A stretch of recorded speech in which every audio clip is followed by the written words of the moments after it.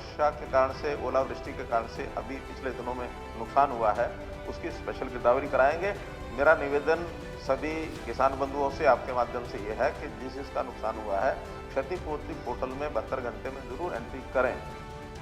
कांग्रेस विधायक किरण चौधरी विधानसभा में प्रदेश स्तर के मुद्दों को बड़े ही मजबूती से उठाने वाली विधायकों की फेहरिस्त में शामिल हैं।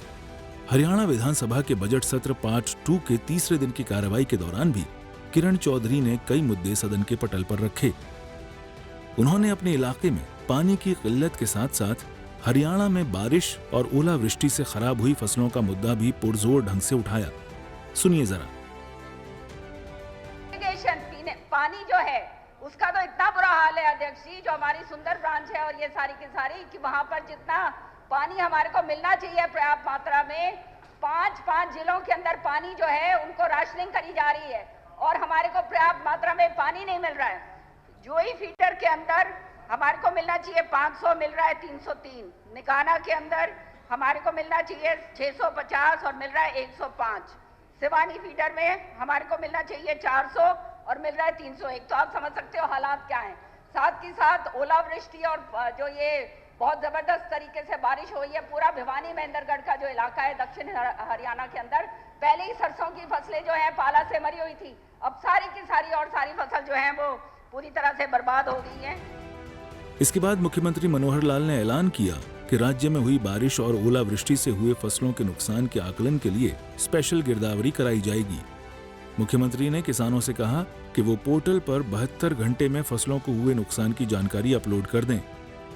जिन पहले विधायकों ने ध्यान कराया है और हमने आपस में विचार करके ये घोषणा करनी ही है कि जो वर्षा के कारण से, ओलावृष्टि के कारण से अभी पिछले दिनों में नुकसान हुआ है, उसकी स्पेशल गिरदावरी कराएंगे। मेरा निवेदन सभी किसान बंधुओं से आपके माध्यम से ये है कि जिसका नुकसान हुआ है, क्षतिपूर्ति पोर्टल में 72 घंटे में जरूर एंट्री करें, क्योंकि कई बार वो एंट्री होती नहीं है और फिर बाद में अधिकारी उसमें ऊपर नीचे करके कुछ भी डाल देते हैं। तो इसलिए उसका मूल्यांकन उसी हिसाब से किया जाएगा कि उसने अपना कितना नुकसान डिक्लेयर किया है, अधिकारियों ने क्या आंका है, बाद में उसकी जो बिक्री हुई है उस हिसाब से ही आंकलन होता है। तो जरूर किसान जो है अपना अपना क्षतिपूर्ति में जरूर डालें। कांग्रेस विधायक इंदुराज नरवाल ने मुख्यमंत्री मनोहर लाल से अपील की कि फसल गिरदावरी करवाने के साथ साथ किसानों को मुआवजा भी दिया जाए। मौसमी बरसात हुई और तेज हवा चली, फसल का बुरा हाल हो गया पूरा हरियाणा प्रदेश में। चाहे मेरे हल्के की बात हो, माननीय मुख्यमंत्री जी ने कहा कि हम स्पेशल गिरदावरी कराएंगे। मैं आपके माध्यम से माननीय मुख्यमंत्री जी से कहना चाहूँगा, गिरदावरी कई बार हो चुकी है पहले भी, लेकिन किसान को देने का कोई, राहत देने का कोई काम नहीं किया गया। आपके माध्यम से माननीय मुख्यमंत्री जी से कहना चाहूँगा, गिरदावरी के साथ साथ किसान का जो नुकसान हुआ है उसका भरपाई करने का भी काम किया जाए। बीजेपी विधायक प्रवीण डागर ने भी खराब फसलों का मुद्दा उठाया और मांग उठाई कि क्षतिपूर्ति पोर्टल के तहत बारिश जब खत्म हो उसके बाद 72 घंटों का पैरामीटर रखा जाए।